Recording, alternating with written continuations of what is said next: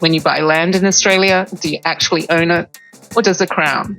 The answer lies in the Torrens Title System, one of the most influential property systems in the world. Before the 1850s, proving ownership meant tracing complicated chains of paper deeds. It was expensive, slow, and vulnerable to fraud. Then came Sir Robert Richard Torrens. In 1858, South Australia introduced the Torrens System, a government-run register of land ownership.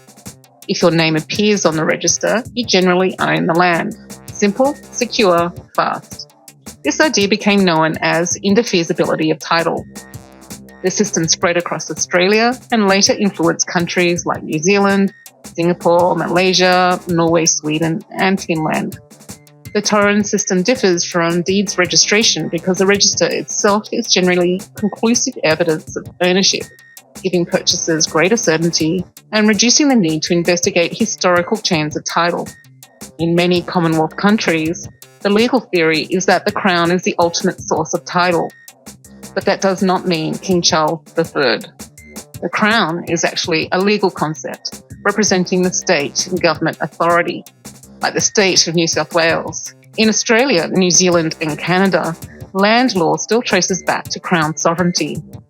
In the United Kingdom, land is historically held of the Crown, but the United States moved away from Crown-based ownership after independence, relying more on private conveyancing and deed recording systems.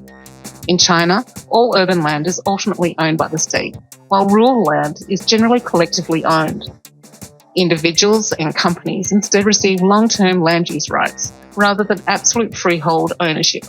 In most of Europe, registration is required and ownership is absolute private ownership, not derived from a crown.